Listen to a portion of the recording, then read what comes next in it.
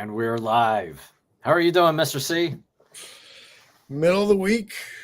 Here we are, 9 of 9 consecutive weeks of school nights that we've been doing business, trying to conversate with the people in the comments section.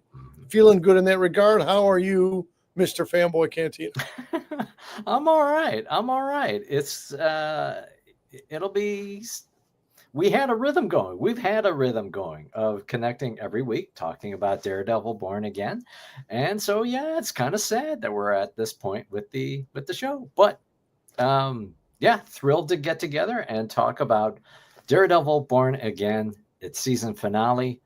We'll do our regular format of talking about overall impressions, and we can dive into specific topics, and also want to get into expectations for season 2. Mr. C, what are your overall impressions of the finale? As an overall, as the summative, as just a recap, definitely some moments I was really into or was enjoying for what they were supposed to be, for the entertainment value, for the translation of these characters from comic book page onto flat screen. I was not 100% of the time, whatever the runtime was. I was not 100% of the minutes and 100% of the seconds all in, if you will, on what was put in front of us on the screen. So some positives, some less than positives. What are your Insta recap thoughts on the show? My general thoughts are I need to get off of Xfinity and switch to Sonic or Google Fiber or AOL dial-up. That's what my impressions are. But I know we've talked about it. You would think with all of the time that I've got between different live streams that I could maybe take 30 minutes to invest in better internet, but here we are anyway. I have mixed impressions of the finale. I don't know if I would go as far to say it was my least favorite episode of the season, but it is not at the top for me, and quite a step down from episode 8, the previous episode. Excellent, still excellent.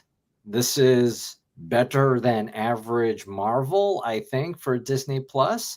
And generally speaking, I'm a fan of the Marvel content on Disney Plus, so that's already a good benchmark. But I think it's definitely better than average. But I felt a little bit lacking on this one. So let's see. Maybe to expand on the reasons why, and that might spark a little bit of reaction from the folks that are watching live or watching later. I think part of the issues that I had with this episode, the finale episode, is how much it just seemed to tee up for a season 2. I didn't feel like I got a lot of good closure with this episode, and it felt like the characters that we saw in episode 1 or during the series, specifically Karen Page and Frank Castle, were just shoved in here at the final 30 minutes of the series or the season. So that felt a little bit lacking. And then again, there's just so much that has been put out there as bits for season 2 that I'm not a big fan. So did you have that feeling, or what were your? I did not have that feeling, because for me, and again, we're going to have different reads on the thing. Yep. For me, you're supposed to set up for season 2 in your concluding of season 1. You're supposed to have a great number of plot threads that are weaving together to build into the second season. But let me, take it from your vantage point. Had some of those bridges or had some of that connective tissue been established differently, then maybe that would have been a different or a better possible result. No, now, that being said, we're speculating what goes on in the writer's room. That being said, I'll have some material later why we don't get invited to the writer's room, or why that's not a consideration for us to be even near the writer's room, but that's for later.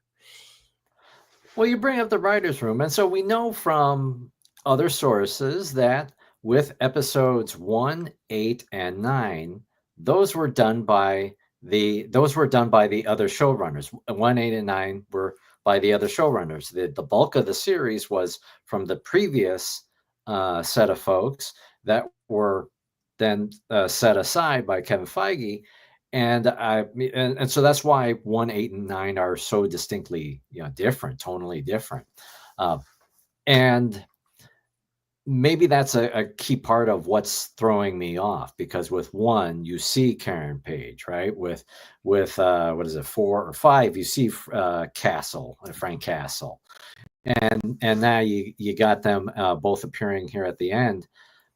Now, okay, with Karen Page, how about this? Karen Page in the original design of the series, Karen Page, Foggy, Frank Castle, I think were not part of the story, and instead it was more of a procedural, from what I understand, with the show, and you see the vestiges of that in what we got with the way that this was approached. You see Karen at the beginning, you don't hear from her at all, completely off the map. And then she magically appears in the final 30 minutes. Hey, I heard that Poindexter is back. And that's what prompted me to give the call to Frank as a person to keep an eye out for you, keep an eye on you. I don't know. It just landed a little funny for me. So it wasn't really earned. It was kind of wedged into the storyline. I think that's right. I think that's the right way to characterize it for me. It's like, okay, a lot seems to be happening. Oh, finally, Frank Castle appears. Oh, well, we kind of figured that Karen Page would have to show up at some point. So we only got so many minutes left. Just so happens to ride up at the right time. Yeah. Let's go to the beginning of the episode. So right. we know from the beginning that Vanessa truly is the person that pulled the strings to get Poindexter released, for Bullseye to be released, and put the hit on Foggy and what was the name of the client? The client there. I'm glad for how they executed on that they just got it out of the way, a nice continuity here, not a what if kind of thing. So that was a good resolution to the episode. And yeah, we got it wrong with Vanessa. Vanessa lives. Yeah. So you got me there. Yeah, that's an obvious one. Well, for the record here, as we were right here on being recorded, Yeah. we had you had a number of wrong predictions equal to the amount of wrong predictions that I had. So we both succeeded in landing erroneous predictions, and that is what I will celebrate. We maximized missing the target. Yep. Okay. Thank you for that. Okay. So that was a surprise, and I think it's now sets up a good setup for the season 2, where Queenpin and Kingpin are together, right? It seems to be a good setup for the husband and wife team in the next season. Really, so much of the season has been about masks, right? Dr. Glenn made a big deal of that. She did. Having that as potentially a book for the future, right? About masks. A lot of talk about. She went as far as to say, "Get me the Punisher to interview him for the book," right? So that's all in commitment on her part. And now, with this episode, I'm digesting the reality of what the next season would be, where all of the masks are off. Now we've got Fisk truly as Kingpin, but as mayor of New York City. Martial law being imposed on New York City. his whole anti-vigilante squad, and that's much larger than we saw 2 or 3 episodes prior. And Matt Murdock, I assume, can't be Matt Murdock ever again at this point. That because okay. Here because to build your point, to further elaborate on your comment, it wasn't Daredevil laying in the hospital bed with a syringe full of not so good stuff approaching. It's Matt Murdock laying in a hospital bed. So yeah, so Matt Murdock is literally a wanted man, a target. So yeah. I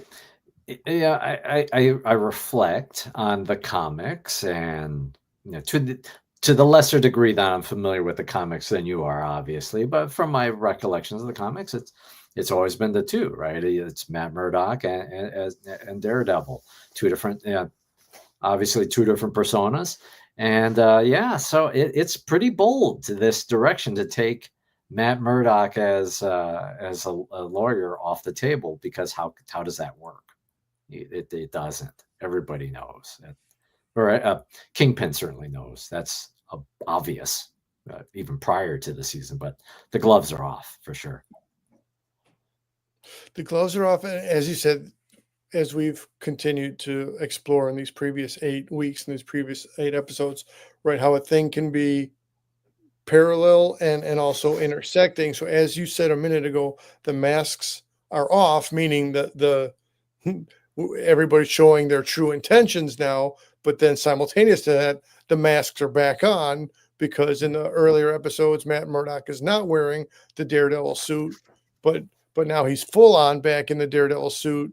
Frank Castle doesn't literally wear a mask, but he's back in the Punisher outfit, ready to go. So let me say that for everything that didn't work for me in episode 9, I am absolutely season 2, episode 1. I'm eager for it. So that in that measure, they succeeded in holding my attention and wanting me to come back. So I'm going to go on another criticism, and I'll turn the floor to you, Mr. C here. But my recollections of the Netflix run of Daredevil has always been the fight scenes, has always been the action itself. I have felt with this series, everybody's older, obviously. The first season of Netflix Daredevil, I think, is 10 years ago. Right? I think it's 2015. So everybody's obviously older. Stuff doesn't work the same as it may have way back when, or even it was 10 years or even 5 years, right? I get that. We've talked about before Charlie Cox's comments at Fan Expo about acknowledging that he is older, right? And he needs to stretch before he gets into the action. But issue that I had with the very first episode, where it's the battle that happens in the bar, Josie's bar, the battle that happens in the bar, the first 30 seconds of it, you can't really see because of the smoke grenade that's been lobbed in there. And then in Matt Murdock's apartment, it's so dark and kind of grainy. I didn't feel like it was filmed as well as some other scenes in this series. And then with the fight that happens with Frank Castle against the anti-vigilante squad, it was more from a distance, like it was filmed by two different types of directors or two different cinematographers. I didn't feel like it landed as well. Your thoughts, reactions to the fight choreography? Did the punch land for you, Mr. C? Did the punch land for the choreography? Well done, sir. And let me say, sometimes I'm more easily amused than you. Sometimes your threshold for this is acceptable to me, my threshold is perhaps a bit lower. But as I'm sitting there as a viewer, 24 hours, give or take, ago, and oh, look, because now let me weave in quickly. My prediction, Yeah. one of my wrong predictions was Punisher was going to have minimal screen time, maybe just a quick little pop up to here he comes for the next season. But we got one of the best combos. You got Daredevil and Punisher together against the Goon Squad, against the Special Task Force, against the Punisher Poser crew. And so very different from the choreography and the effects previously. It's a lot of stabby. I mean, normally I don't want to see a stabby guy, right? Horror, I'm classic horror, but the stabby, the slasher horror, not my thing. But there goes Punisher taking it to that level of violence, and just the blood spatter was so the in the fight, and there was also in the opening, there's Daredevil's blood still on Kingpin's suit. Blood was very present in many instances in this. But so what I'm saying, they had the staple of Daredevil and Punisher taking on a larger squad, be it ninjas in the past or be it this special task force now. Punisher put some guys to their death because that's what Punisher does. And then Matt's like, hey, that's not the way I want to do it. So then in the middle of the fight, things briefly turn on each other. And then with the idea of the grenade, they realize that they got to get it back together and stay allies. So, and then just shortly after that, this goes beyond your question a little bit. We were comparing the earlier episodes to Heat. We were comparing the other elements of the other thing. So a more recent reference, you have your Wolverine and your Deadpool. So this was like a less comedic, more dark, to my interpretation, hero partnership, because it wasn't as much about the jokes. It was more about the splatter and the blood effects. The splatter and blood effects were really something. I watch Netflix on Disney Plus on my TV, my smart TV. So, and then I typically have the captions on. And I want to say, now I got to rewatch it. I think there were like descriptions of squish or splorch or whatever. Yeah, the grisliness of the stabby action that was happening. Yeah. I'm nervous to bring it up, but that truly was one of the most grisliest, disgusting things we've ever seen on Disney Plus.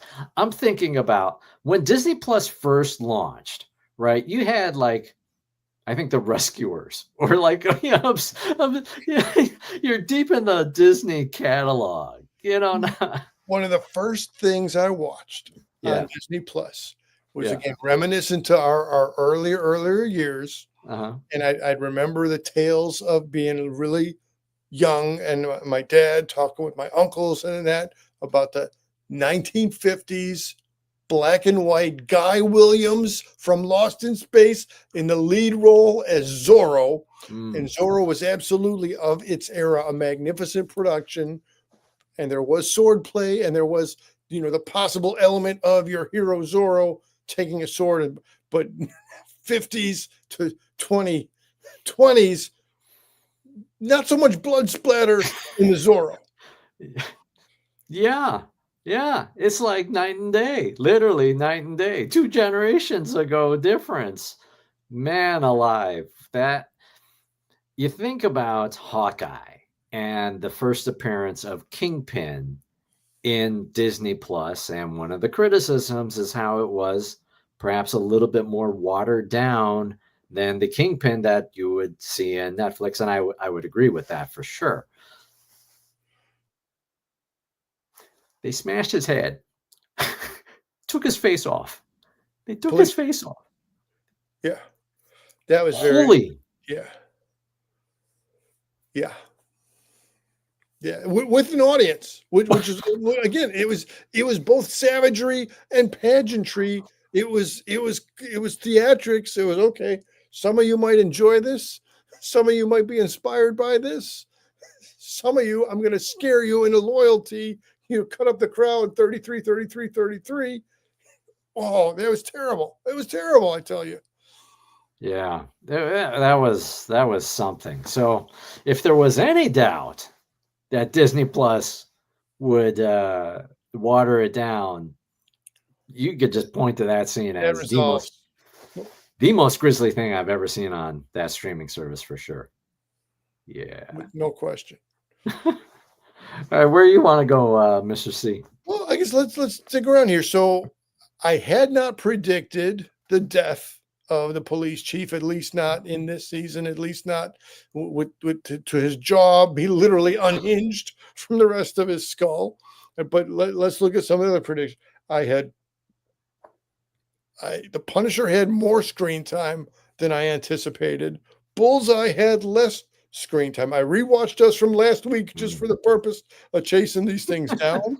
I'd say again, it didn't work for you the way they brought Karen in, but I didn't really object to it so much, and I anticipated we did. So with that one, we got kind of right that Karen Page will show up in some fashion, and she didn't. If anything, that was like the one joke to tack on. Then that she says, "Get in the car," and then Matt says to Frank, "I got shotgun." Shotgun. But it was really deadpan. It wasn't like laugh track inserted. Yeah. So there was that. Other predictions, and see, okay, so we come out here and we make no predictions. Then we're gonna have a decent amount of dead air, or like why come out and say nothing, right? We're here to say things. Swordsman lived, so kind of good. Right. Let's see what comes with that in the future. Doctor Therapist lived and is taking on the role of whatever top dog city mental health director. Mm-hmm.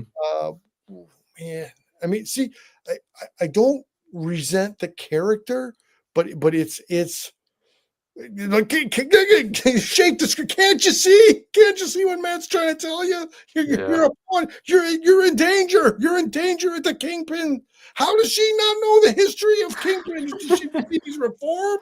Okay, so there, plot hole. Plot there. Disingenuous for us to believe this Bill, this psychiatrist and book writing and therapy session conducting person, a little bit, there's a stretch that she's just going to totally disregard the criminal history of Kingpin. I didn't know I was going on a rant there until I was midway through it, but Swordsman lived, she lived. I said Matt was going to explain how he positioned up to take the bullet. He didn't have nothing to say. He was too busy trying to track down Foggy's killers. So plenty of mislanded. So now that we've seen that our predictions didn't manifest, what have you to say on our misdirected predictions? I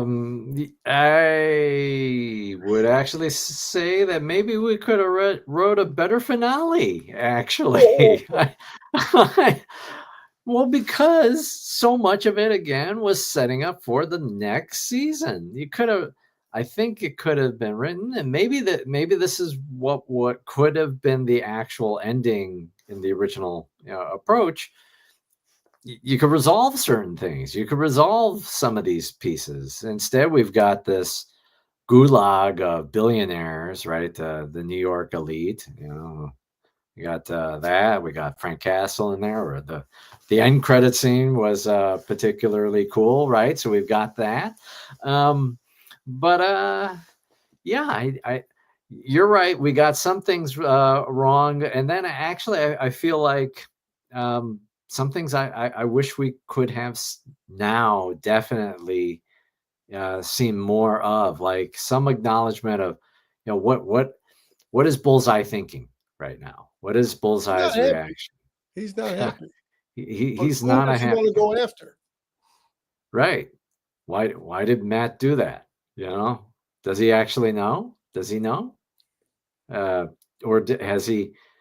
If he remembers that that Vanessa was the person behind the strings, would he know better? Would he seek retribution? I don't know. I don't think they've quite had the chance to discuss it yet in the back of Josie's bar.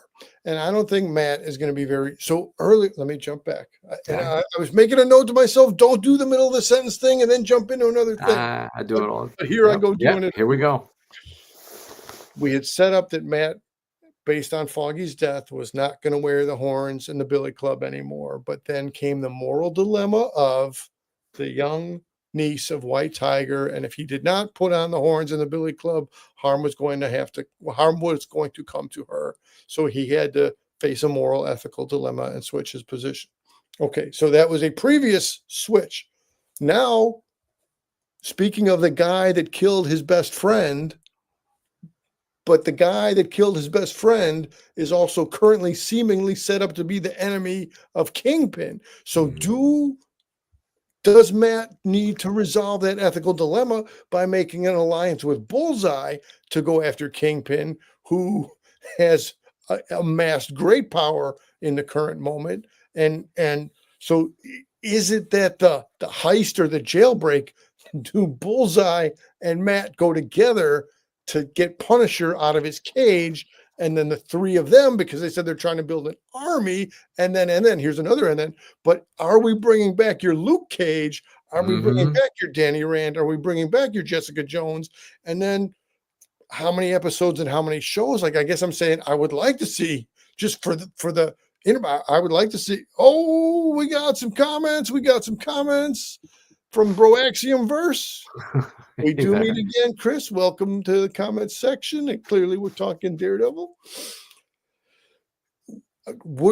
I'd like to see some screen interaction between your Luke Cage and your Poindexter going at each other, because so Bullseye's used to being able to kill people with projectiles, but when you're Luke Cage and you have unbreakable skin, where does that go? So now I'm putting the cart way in front of the horse in this whole thread, in this non-rant ramble that I'm going on right here. But just the interplay and the variables that could manifest themselves come season 2. Who will be in the army? Are the old school defenders coming back, or is the army going to be more Punisher and Bullseye and Matt? So all that I'm looking forward to. Let's go. Okay, I'm going to build on that before I stop myself in mid-sentence with my stream of consciousness. So I'm going to try to follow your own tip here. When the door is open, right, we're back in Hell's Kitchen, right? Matt Murdock, or Daredevil, is back at home, and he opens the doors, and now we see the beginnings of that army that Karen Page and Matt speak about, right? You can't just plow into this place, into Red Hook, and try to get Punisher out, Frank Castle out. You need an army, and so we got the beginnings of that. Wouldn't it have been awesome to open those doors and you could go further into the bench? You could have had Jessica Henwick as Colleen Wing there, just or and any of the Defenders characters, and then boom, head explodes. Like, how can you not have in season 2? Yeah, any of these characters? I don't know, but man, that would have been quite satisfying. Did you have another thought that was connected or woven together with that thought? If not, while you're taking time for that, let me say, maybe it's the springboard opening again. Maybe you're having the cameo of your Luke Cage in the Daredevil series to then bring back Luke Cage's own series. And as our guy Chris from Broaxium Land is saying, Marvel needs to bring in Luke Cage since they fumbled, not just any kind of fumble, but a spectacular fumble. Concur, Mr. Ryans, concur. No, absolutely. I felt like Luke Cage as a series was just exceptional. Yeah, Sweet the whole Christmas. There, I said it. Sweet Christmas. It was a good show. It was an excellent show. Excellent show. So to not if we don't know, right? We don't know. We know that they are filming season 2 right now. Certainly hope to bits that we'll see some of the other beloved characters, but golly, that would have been an awesome moment to open those doors. Okay, so one of the things that I wondered about in our last week episode is Matt off the table. You've been shot by Bullseye, no less. I get that you threw yourself in the path of the bullet. I'm also quite not understanding, does the bullet go through and through? Like the bullet, there's blood all over Kingpin, who is behind me. So did it go through and through? And does that mean that the bullet is in Kingpin or does it bounce off? I don't really know. Doesn't really matter. But yeah. So you've been shot by Bullseye, but nonetheless, you've got enough energy to be able to sneak out of the hospital and generally hold your own in the battle in your apartment. You're still in the you just seconds earlier you were in the outfit in the I want to call it a doily. What do you call it? Hospital gown. Hospital. Okay, thank you for the more descriptive term. There is a Yeah. similarity between doilies and hospital gowns. Stay tuned for another show, another time, where we do a full similarities and differences, compare and contrast of hospital gowns and doilies. But back to our present point. So he's in a gown, and then he's fighting, and then whatever, and so he is mortal, right? So I appreciate that it didn't spiral into now he's, we've got some other kind of super strength or superpower or daredevil that we've never heard of before that you can recover from Bullseye's bullet and That's storm the castle. Jack Murdoch. That is the boy of Jack Murdoch. So the adrenaline flow intergenerationally runs strong in the Murdoch clan. And yeah, I'm gonna pass on that. So I'm glad that it didn't spiral into stuff that would have required further suspense of disbelief. All right, so a question that we had at the end of last episode, and even Matt Murdock says, or Frank asks in this episode, why did he throw himself in front of the bullet? Why? Why did he do that? And was it necessary for the story? it was necessary for the specific way that episode 9 went. But so in other words, if they could, what if an alternate, if Daredevil didn't jump up and take the bullet and let Kingpin take the bullet, then Kingpin, right, to follow the fork in the road. Kingpin lives, Kingpin dies, pursue Bullseye. So I mean, absolutely, if that wasn't a specific second or page on the within that story, there definitely could have been other ways to still write an engaging set of events. Yeah, I felt unsatisfied in this, right? Things don't need to be spoon fed to us as an audience, right? I generally tend to agree with that. But because it was so shocking that he threw himself in front of the bullet, everybody else doesn't understand it either. Some moment to reflect on what his rationale was, and maybe that's going to be a seed in season 2. That moral. I think the answer is it's his moral code, right? It's his moral code, even for your staunchest enemy, for your arch nemesis, that you would defend them when if it's appropriate, if it makes sense. So that's it. But even Frank Castle doesn't get it. Why'd you do that? And again, I like seeing the similarities and the differences between Matt and Frank.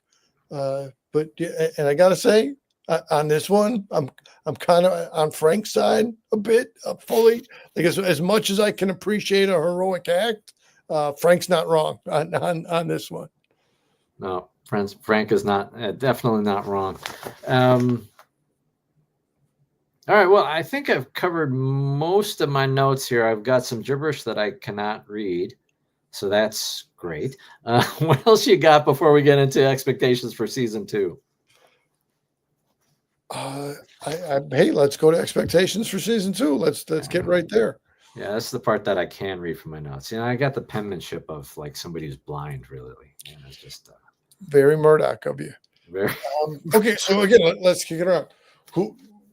What would you want to see more of as we sit here tonight? Would you want to see more highlight on Bullseye and Punisher? Would you want to see more Luke Cage and Jessica Jones? Like, what would be an interesting addition into season 2 for you as a viewer?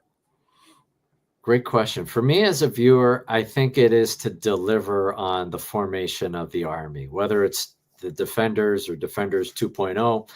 I think it is. I think it is that. I'll be curious, given how the season ended or the end credit scene, mid credit scene, where it seems like Frank Castle is going to figure out how to get out of that prison himself. Is that how we start this? Or does it happen? We don't know what the time is. Maybe it's somewhere. Some period that we don't know. But I am expecting to see the formation of the Army for sure. Yeah. The formation of the Army, and then how the soldiers within that Army interact together. That's got me highly motivated to come back. Yeah, absolutely.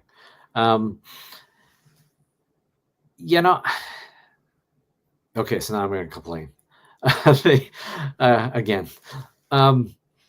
With episode 8, it was so good. The writing was so good. The tense environment, all of it was excellent. But also the artistry, right? The use of the white color, the Lighting, red color, the blue tone. color, right? The tones. And you didn't really have any of that kind of style here in the least. I'm hoping that we'll see more of that come back, because it was just such a wonderful realization.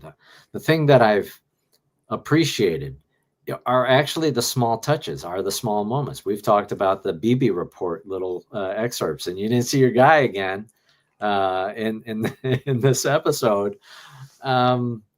And for me, those were those remnants where you can see it's that panel where the character is looking at the newspaper, and you're getting a sense of the rest of the environment of what's happening in the rest of New York City.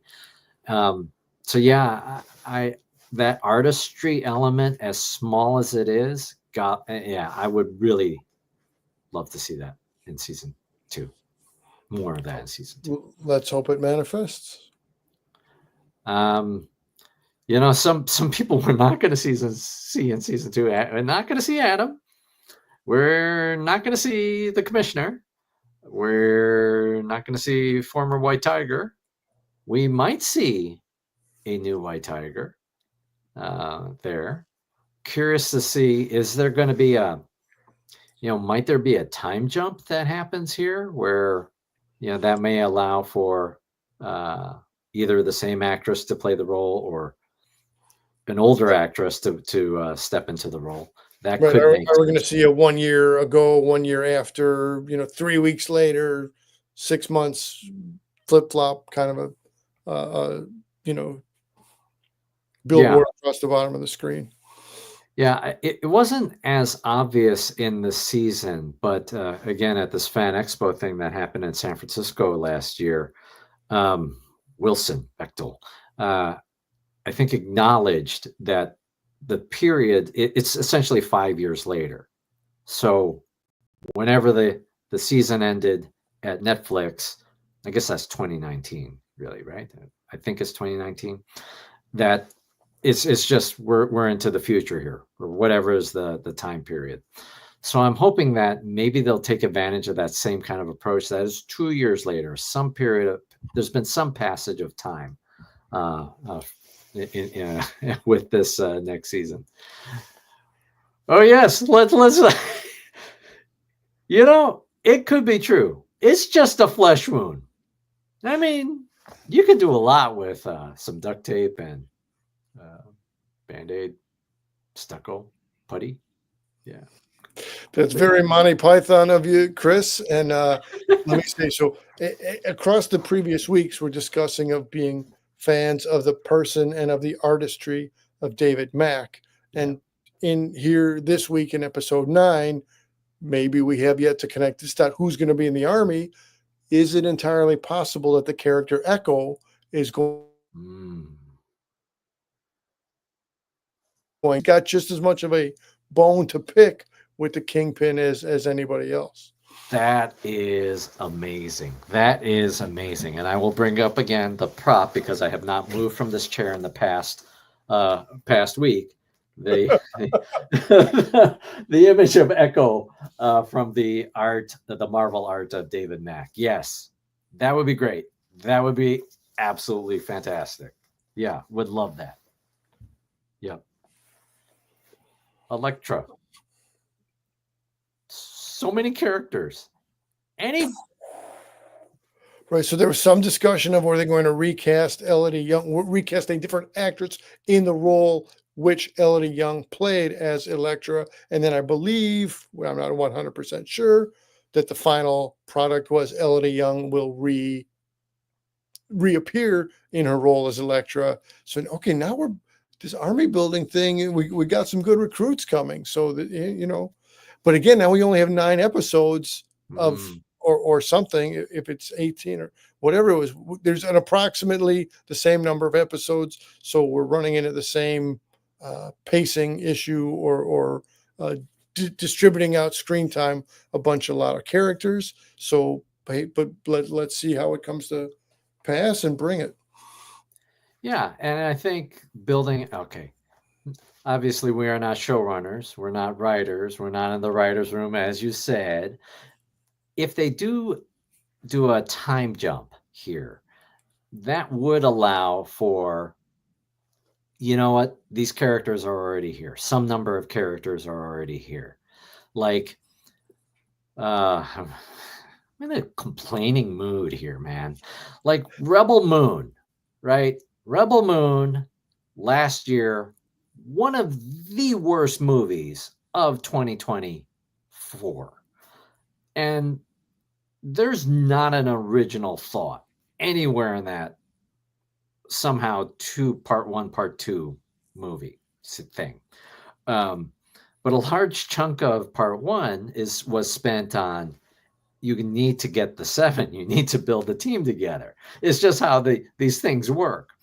So I'm hoping that it's not, monster of the week or, whatever it is, that we got. Okay, now this is how we get the band together. We love the Blues Brothers, right? Part of it is getting the band back together. And that's probably the first half of the movie. But then you got a lot of awesome music and other action. So I'm hoping that they're efficient in the use of time as opposed to this week. It's Luke Cage. This week it's, oh man, Rosario Dawson's character, whose name is escaping me, that it's that they do it in an efficient enough way. Yeah, I'm all for efficiency in the writer's room. And then to complicate matters further, from the Outpost, they need Spidey. I mean, the door is already open, right? Because he's a very good lawyer, and very good lawyers open doors when they're on the big screen in the Spider-Man movie. Yeah, that would be amazing. Don't see it happening, but would be amazing. Yeah, that would be excellent. There's other people in New York. Doctor Strange is in New York. There's a whole freaking tower. Reed Richards and the gang are in New York, I assume. The Baxter Building. Yeah. We shall see. All right. We're at the 43-minute mark. Other things, expectations that you have for season 2? I don't know. Were I to reflect, had I reflected longer on that question before we got going, I might be able to generate more stuff. So again, let me just think out loud. I definitely want to see some Defender type squad, and the exact composition of the roster would be important. So there's been some speculation: is Foggy gonna not literally crawl out of the grave, but would the Foggy character be resurrected? I guess it could be well written, but for now, let's leave Foggy be the Ben Kenobi inspirational ghostly figure presence around the room. I don't know what do you have other stuff that you're anticipating specifically or looking forward to? Well, I am looking forward to seeing more of Karen Page, at least back in the story for sure. I think the Dr. Glenn character, somewhat conflicted, somewhat tragic, honestly, here, right? That she cared about Matt. She cared about the relationship. Matt Murdock becoming more distant, explicitly says as much. I didn't know that you were going to be at this at the black and white dance thing, right? And so it's surprising to see you here. When he wakes up, he calls her Karen. Like, or at least he calls out to Karen calls first, out to or Karen. the other. But yeah, that I did really enjoy that. And then even maybe Karen can be a call to consciousness for Dr. Glenn. I would like to see a scene interaction then to put something specific between the two of them into season 2 as an argument or a counterbalance, staking points against each other. Yeah. So I'm looking forward to that. Maybe we'll see more of the love triangle. I don't know how many squares there points you got Frank Castle, you got Karen, you got Matt Murdock, you got maybe Dr. Glenny ish or whatever, probably off the table.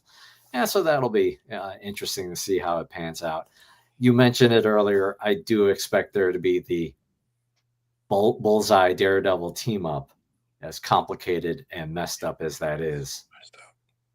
Yeah, that's a thing. That will be wild to see.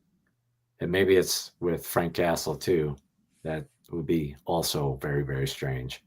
Yeah. Yeah, but I am looking forward to a season 2.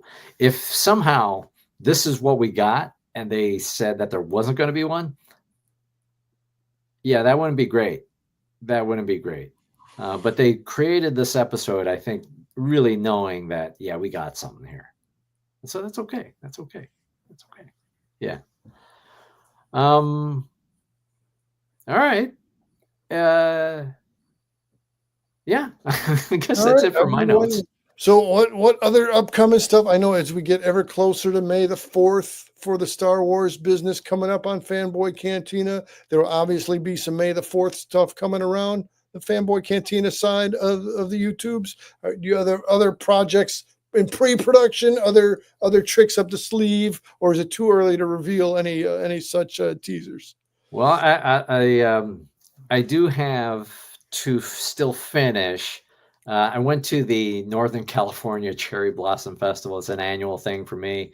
We've done annual virtual field trips of that, so I do need to do some voiceover work. That's what my evening is going to consist of. So that'll be pushed out hopefully by tomorrow because it should have been done by now. And I am staring off into space of this DeLorean thing that I need to still unbox and talk about. Other content that I've talked about with Bro Axiom, still haven't done anything about. Honestly, I've been kind of a funk lately. I just, I don't know, need more me time, or I don't know what to describe it. And also a more controversial but related topic is, given the climate, I do want to talk about it. Just sort of this channel started as a toy channel, right? Talk about Lego, talk about Marvel Legends, and we kind of don't do it much anymore. So I want to unpack that, and a lot of these things are interrelated. So anyways, that was a long answer to your question. What do you got coming up, Mr. C? Well, I'll go what I was going to shoot earlier tonight, but again, the logistics didn't work out. Some highlights I've been breaking down because covering a convention is a big deal. And as we're now in the post C2E2 days, so just 2 nights ago, Chai-Star G came around and we broke down his Artist Alley pickups. I would encourage people to take a look at that. So one of my featured themes within, like you can't cover all the convention in one go. I want to take the theme of the comic creators and talent that I was able to meet and interact with. And Let's go to the one shot. First order. We'll go. Okay. So I'll be talking a little minute on Chris Jones, on his Svengoolie art and his DC Comics art. So I'll have some Chris Jones highlights. Todd Knock on his X-Men picture right here. Man, and that's awesome. Isn't it though? So we'll be getting a more proper feature, but equally important or differently important. Let me say that Todd was the artist from issue 1 to 55 on the Young Justice series, where Peter David was the writer. And I'll be again featuring this a minute here and a minute there for a good amount of time on our upcoming episodes. Peter David, comic book writer, currently has a GoFundMe because he has some significant medical bills. And I said it reminds me of other comic creators before, including Dave Cockrum roughly 20 years ago.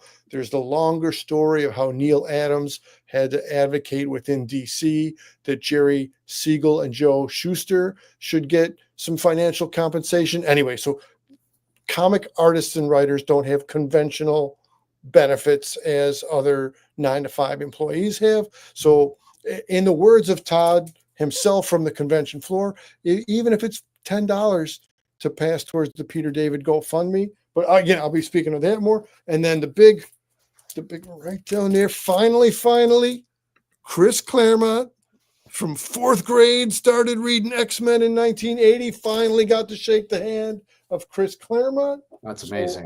So I'll be breaking that stuff down. And then also this Saturday coming up, I'll be focusing on the Svengoolie side of the convention with Nanette as my co-host. So that's all what I got for the stuff that's on the horizon. That's amazing. That's really great. One of these days, I'll get to C2E2. That day was not this past weekend, but time must be right. Yeah, excellent. All right. Well, thanks, Mr. C. Thank you all for watching. And whether you're watching on Mr. C Dives In or Fanboy Cantina, or maybe you're watching both, I don't know how that works. Hit the like, hit the subscribe, and do all the YouTube-y things. All right. I'm going to close this out then. Thanks, everybody. See you soon. See ya. Thanks, everybody, for watching. Take care. Good night.